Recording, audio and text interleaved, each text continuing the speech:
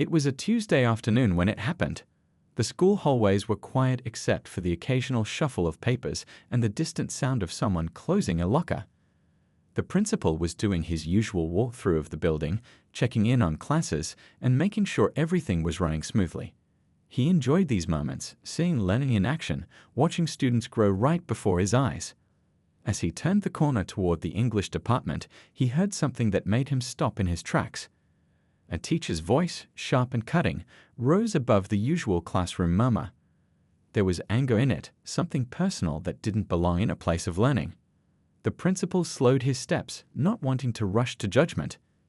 Teachers had tough days too. But as he got closer to room 213, the tone became clearer, and so did the words. "Did someone else write this for you? Because I find it hard to believe you came up with these ideas on your own." The principal froze outside the classroom door. Through the narrow window, he could see Ms. Wilson, a teacher who'd been with the school for almost 20 years, standing over a student's desk. The boy sitting there kept his eyes down, shoulders hunched as if trying to disappear into himself. "I wrote it myself," the student said, his voice barely audible. "Well, it doesn't match your usual work, not even close." Ms. Wilson's voice dripped with disbelief. "Perhaps you should stay after class and explain exactly how this paper came to be." The principal watched as other students shifted uncomfortably in their seats. Some exchanged glances. A few looked away completely, as if embarrassed by what was happening. And that's when he noticed something that made his stomach tighten. The student being singled out was one of the few black students in the class. He continued observing for a few more minutes. Ms. Wilson moved on to review other students' work, her tone shifting dramatically. "Excellent analysis, really thoughtful work," she told the blonde girl in the front row, whose paper, from what the principal could see, followed a similar structure to the one she had just criticized. The bell rang, and students began gathering their things. The principal stepped back from the door, moving down the hallway to avoid being seen. He wanted to process what he'd just witnessed before taking action. As students filed out, he noticed the boy from earlier walking alone, clutching his paper in his hand. There was a heaviness to his steps that spoke volumes. Back in his office, the principal pulled up the student's file. His name was Travis, a sophomore with excellent grades in most subjects, but a noticeable dip in English this semester. Looking closer, he saw Travis had won a district-wide writing contest just last year. Something wasn't adding up. The principal leaned back in his chair, thinking. Maybe what he saw was a one-time incident, a teacher having a bad day. But his gut told him otherwise. The difference in how Ms. Wilson had spoken to Travis compared to other students was too stark to ignore. He decided to dig deeper. Over the next few days, he would observe more of Ms. Wilson's classes, talk to other students, and review grade patterns. If there was a problem, he needed to understand its full scope. What the principal didn't know then was that this single moment would unravel a pattern that stretched back years, affecting dozens of students. He couldn't have guessed that his simple hallway walkthrough would expose something that would shake the entire school community to its core. As he closed Travis's file, the principal made a promise to himself. He would get to the truth, no matter how uncomfortable it might be. Because every student who walked through the school doors deserved the same chance to succeed, the same respect, and the same belief in their abilities. Little did he know, this was just the beginning of a journey that would challenge everything he thought he knew about the school he'd led for the past 5 years. The principal couldn't sleep that night. The image of Travis's downcast eyes kept coming back to him. 20 years in education had taught him to trust his instincts, and something about Ms. Wilson's behavior toward that boy didn't sit right. The next morning, he arrived at school earlier than usual. The building was quiet, halls empty except for the occasional teacher preparing for the day. He headed straight to the records room, a small space lined with filing cabinets that held the school's paper records from before everything went digital.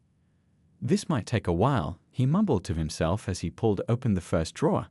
He started with Ms. Wilson's class records from the past 3 years. Test scores, essays, participation grades. He spread them across an empty table and began looking for patterns. Hours passed as he sorted through papers, making notes, comparing numbers. By lunchtime, his suspicions had hardened into something more concrete. black students, especially boys, consistently received lower grades in Ms. Wilson's classes compared to their other subjects. The difference wasn't huge, just enough to fly under the radar, but it was there in black and white. This could still be coincidence, he told himself, not wanting to jump to conclusions. He decided to talk to some students, not just current ones, but those who had graduated. He made calls, arranged meetings, and listened as young people shared their experiences. "She always seemed surprised when I knew the answer," said one former student who was now in college, "like she expected me to fail." Another recalled, "My friend turned in almost the same paper as me. He got an A. I got a C+. When I asked why, she said mine had structural issues, but couldn't really explain what they were." The stories piled up, each one adding weight to the next. Some students hadn't even realized what was happening until they were asked to reflect on it. They'd internalized the message that maybe they just weren't good at English. The principal also spoke with other teachers. Most were shocked at his questions, defending their colleague. "Ms. Wilson? No way. She's been Teacher of the Year twice." But a few hesitated. A math teacher finally admitted, "I've had students ask why they do well in my class but struggle in hers. I just figured they preferred numbers to words." After a week of quiet investigation, the principal decided to observe Ms. Wilson's classes directly. He set up a schedule, making sure to watch different periods throughout the day. He sat in the back, clipboard in hand, noting every interaction. Who got called on? Whose ideas were praised? Whose mistakes were corrected gently, and whose were highlighted for the class? The pattern was subtle but unmistakable. In one class, Travis raised his hand 3 times before being acknowledged. When he finally spoke, Ms. Wilson cut him off mid-explanation with, "That's not quite it," before moving to another student whose similar answer was met with, "Yes, could start." The most telling moment came during group work. Ms. Wilson spent time at each table, chatting, guiding, joking with students. But at Travis's table, her visits were brief, her instructions cut. The difference was so natural, it would be easy to miss if you weren't looking for it. Back in his office, the principal reviewed his notes. The evidence was pointing in one direction, but he needed to be absolutely certain before taking action. This wasn't just about one teacher or one student anymore. If he was right, this was about a system that had allowed certain students to be treated differently for years. He decided to dig deeper into the school's history. Were there complaints that had been dismissed? Students who transferred out? Parents who had raised concerns? What he would discover next would shake the foundation of everything he thought he knew about the school he'd been so proud to lead. The trail of evidence went back much further than he could have imagined, and it implicated people far beyond just Ms. Wilson. As he locked his office that evening, he knew there was no turning back. Whatever the cost, he had to follow this through to the end. The principal knew he needed to talk with Travis directly. Getting a student to open up about a teacher wasn't easy. Kids worried about making things worse or being labeled a troublemaker. But without hearing Travis's side, the picture wouldn't be complete. He sent a note asking Travis to stop by his office during lunch period. When the boy arrived, his expression was guarded, hands shoved deep in his pockets. "Am I in trouble?" Travis asked, hovering near the door. "Not at all," the principal said, gesturing to the chair across from his desk. "I just wanted to check in. How are classes going this semester?" Travis shrugged. "Fine, I guess." The principal noticed how the boy's eyes darted around the room, landing anywhere but on him. He tried a different approach. "I saw your writing contest certificate from last year. Pretty impressive." A small smile flickered across Travis's face. "Thanks. I like writing stories." "So what happened with English class? Your grades were strong last year." The smile vanished. Travis stared at his sneakers. "I don't know. Maybe I'm just not as good as I thought." The principal leaned forward slightly. "Travis, I was walking by Ms. Wilson's class last week. I saw what happened with your essay." The boy's head snapped up, eyes wide with alarm. "You were there?" "I was. And I've been watching her class since then." He paused, choosing his next words carefully. "Has this happened before?" There was a long silence. The clock on the wall ticked loudly. Outside, they could hear students laughing as they passed by the office. Finally, Travis spoke, his voice barely above a whisper, "All the time." Once he started talking, the words tumbled out. How Ms. Wilson questioned every good paper he turned in. How she never called on him unless he was the only one with a hand up. How she'd suggest he might be more comfortable dropping down to regular English instead of honors. At first I thought maybe she just didn't like me, Travis said. But then I noticed it was the same for Darnell and Keisha too. The principal listened, taking notes, asking gentle questions when Travis paused. The story that emerged was one of constant, subtle discouragement. Death by 1,000 cuts.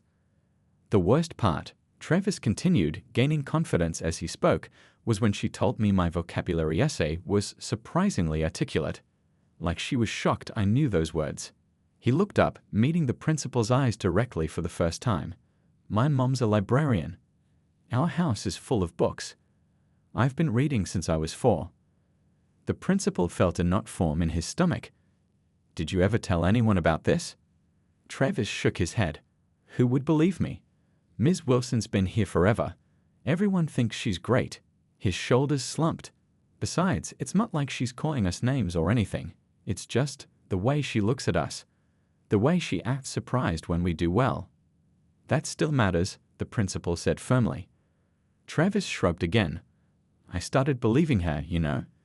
Thinking maybe I wasn't smart enough for honors after all. My grades kept dropping, and that just proved she was right. He laughed, but there was no humor in it. I almost dropped the class last month. I'm glad you didn't, the principal said. My dad wouldn't let me. He said, Travis's voice cracked slightly. He said I'd have to deal with people like her my whole life, and I couldn't let them win. The principal felt a surge of respect for Travis's father. He sounds like a wise man. Yeah, Travis agreed. But it's hard coming to her class every day, knowing nothing I do will ever be good enough. As their conversation wound down, the principal thanked Travis for his honesty.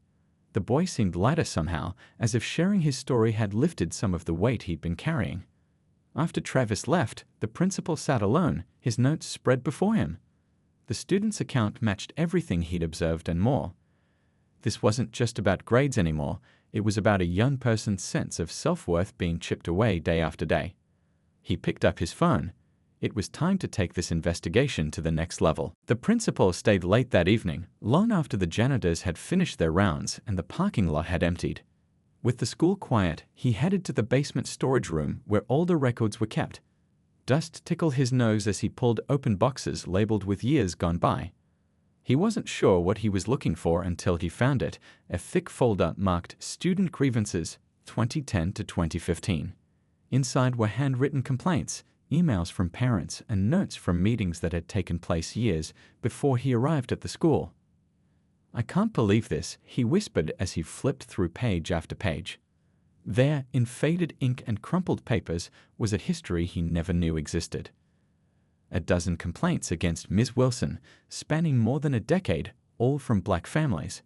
Concerns about unfair grading, questions about discouragement, requests for class transfers that had been granted quietly, with no disciplinary action taken. One letter from a mother stood out. My son went from loving books to hating reading after a year in her class. He used to write stories for fun. Now he says he's not good with words. What happened to my confident boy? The principal felt his hands shake slightly. These families had spoken up, and nothing had changed. The complaints had been filed away and forgotten. But why? Who had buried these reports? He dug deeper, finding personnel records and past evaluations. The previous principal, Mr. Henderson, had conducted all of Ms. Wilson's reviews. Their notes painted a picture of an exemplary teacher, maintains high standards, pushes students to excel, doesn't accept mediocrity. Then he found something that made his blood run cold. A handwritten note from Mr. Henderson to the superintendent, paper-clipped to a parent's complaint. Handled the Willis situation. Mother agreed to transfer the boy to Johnson's class.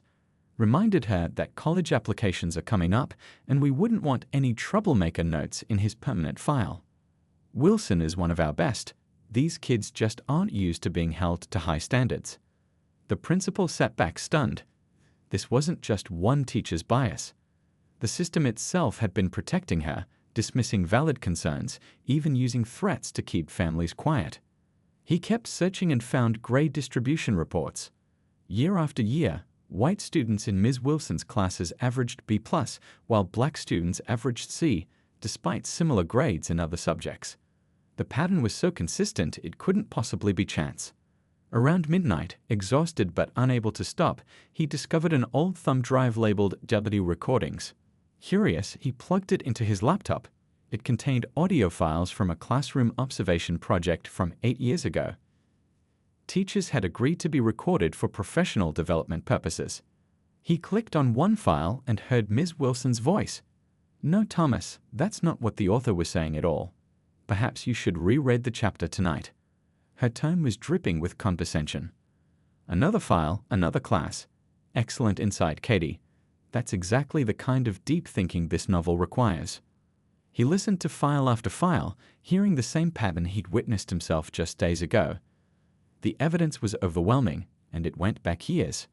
But the most shocking discovery came near dawn when he found a sealed envelope at the bottom of a box. Inside was a letter of resignation from a teacher named Ms. Powell, dated 10 years earlier. She had been the only black English teacher at the school. "I cannot continue to work in an environment where I witness daily the unequal treatment of students of color," she wrote. "When I raised these concerns, I was told to focus on my own classroom. When I brought data showing the grading discrepancies, I was accused of creating division among staff. I cannot be complicit in this system any longer." Ms. Powell had seen it all a decade ago, had tried to sound the alarm, and had been pushed out for her efforts. The principal gathered all the evidence into a large box. As the first rays of sunlight broke through the basement windows, he made a decision. This would not be buried again. He would not be another Mr. Henderson, protecting the system at the expense of students. No matter what it cost him professionally, he would make this right. The school's ugly secret had been hidden long enough. The principal called Ms. Wilson into his office during her planning period. He'd rehearsed this conversation a dozen times in his head, trying to find the right approach. As she walked in, coffee mug in hand, her smile faded when she saw the box of evidence on his desk. "Is something wrong?" she asked, taking the seat across from him. "I need to talk to you about your teaching practices," he said, keeping his voice even. "Specifically about how you interact with certain students in your class." Her eyebrows rose. "Certain students?" "I've been observing your classes for the past 2 weeks," he continued. "I've also reviewed past student evaluations, grade distributions, and complaints filed by parents." Ms. Wilson's posture stiffened. "I don't understand. My teaching record speaks for itself. I've been with this school for 20 years. "Yes, you have." The principal opened a folder. "And in those 20 years, black students in your classes have consistently received lower grades than their white classmates, despite similar performance in other subjects." Her face flushed. "That's ridiculous. I grade based on quality of work, nothing else." He slid a paper across the desk. A statistical breakdown of her grading patterns over the past 5 years. The numbers tell a different story. Ms. Wilson barely glanced at it. "You can make statistics say anything you want. Those students simply don't put in the effort." "Like Travis?" he asked. "The boy who won the district writing contest last year." "That was different," she said quickly. "Creative writing isn't the same as academic analysis." The principal pulled out the audio recordings. "I found these in the archives. Classroom observations from 8 years ago." He pressed play, and Ms. Wilson's voice filled the room, praising a student's work effusively. He played another clip of her harshly criticizing a similar answer from a different student. "That's taken out of context," she protested, but her voice had lost some of its confidence. "I've also spoken with Travis," he continued, "and with other current and former students. They describe a pattern of behavior, subtle discouragement, higher scrutiny of their work, less attention and support." Ms. Wilson's face hardened. "So this is a witch hunt based on the complaints of teenagers who couldn't meet my standards." The principal took a deep breath. "This isn't about standards, Ms. Wilson. It's about applying those standards equally to all students." He pulled out more evidence, the parent complaints, the letter from Ms. Powell, the notes from Mr. Henderson. As he laid out each piece, Ms. Wilson's denials became more defensive. Those parents just couldn't accept that their children weren't performing well. Ms. Powell had personal issues. "Mr. Henderson understood that I was trying to maintain excellence." "Excellence for whom?" the principal asked quietly. Ms. Wilson stood up suddenly. I can see you've already made up your mind. 20 years of dedicated service, and this is my reward. Being accused of something so awful. I'm not here to punish you, he said. I'm trying to understand. Do you see the pattern in your behavior? What I see, she said coldly, is a new administrator trying to make a name for himself by tearing down a respected teacher. These children need structure and high expectations. Some of them come from backgrounds where education isn't valued. I push them because no one else will. The principal felt a chill at her words, at the assumptions buried within them.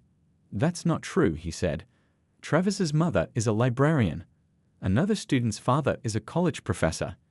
You've made assumptions about these kids based on how they look, not who they are. Ms. Wilson gathered her things. I won't sit here and be insulted. I'll be calling my union representative. And the board should know how you're treating long-time staff. As she reached for the door, the principal said, Before you go, do you remember a student named Michael Wallace? From your class in 2012? She paused. Vaguely. Why? He dropped out of school after failing your class. His mother's complaint is in that box. He had been planning to study literature in college. Something flickered across Ms. Wilson's face, doubt, perhaps, or the first hint of recognition, but it vanished quickly. That's not my responsibility. Students either rise to the challenge or they don't. After she left, the principal sat alone, troubled by the conversation. He'd hoped for some acknowledgement, some willingness to reflect. Instead, he'd hit a wall of denial so strong it seemed Ms. Wilson truly couldn't see her own bias. This wouldn't be resolved with a simple conversation. The problem was deeper, more entrenched than he'd imagined. And now that he confronted her, the real battle was about to begin. Word spread quickly through the school. By lunchtime, everyone knew something was happening with Ms. Wilson. Teachers whispered in the break room. Students exchanged theories in the hallways. The principal had barely returned to his office when his phone rang. Emergency board meeting. Tomorrow morning. 8 o'clock sharp.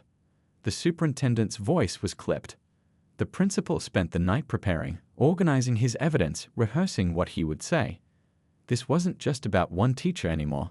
It was about a culture that had allowed this behavior to continue for years.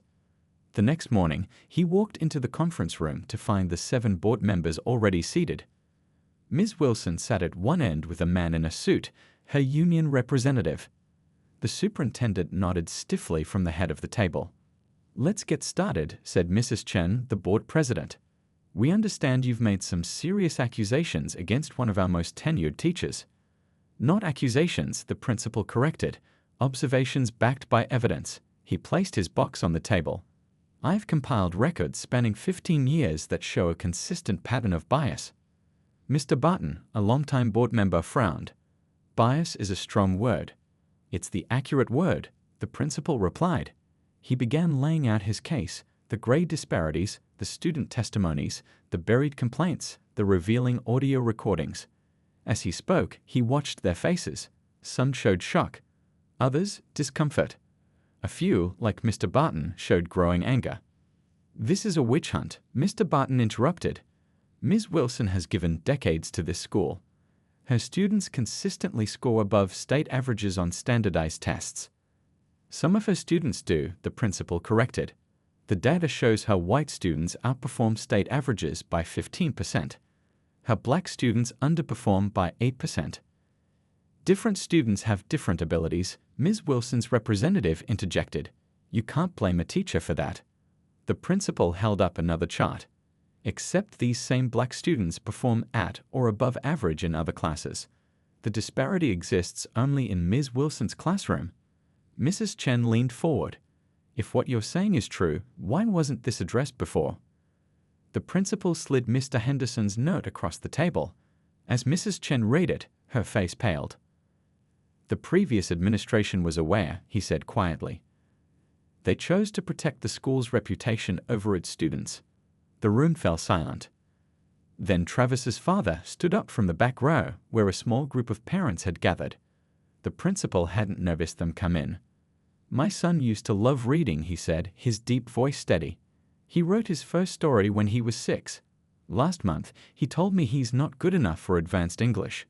That's what your teacher did to my boy. Another parent stood. My daughter had Ms. Wilson 3 years ago. She's at community college now. She was afraid to apply to 4-year schools because she believed she couldn't write well enough. This isn't about grades. It's about what our children believe about themselves. One by one, parents shared similar stories. The weight of their testimony filled the room, impossible to dismiss. Mr. Barton tried again.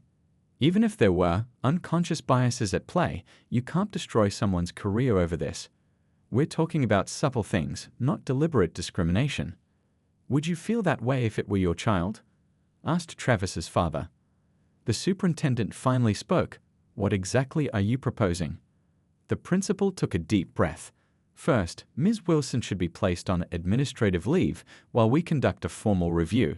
Second, we need to reevaluate the grades of all her current and former black students from the past 5 years. Third, we need mandatory bias training for all staff.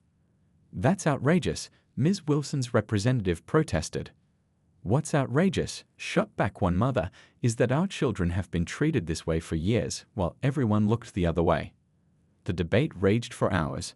Some board members wanted to sweep it all under the rug, offer Ms. Wilson early retirement, avoid any public scandal. Others argued she deserved a second chance with supervision. The parents demanded accountability. The principal watched it all, realizing how deeply the problem was embedded in the school's culture. This wasn't just about one teacher, it was about an entire system that valued some students over others.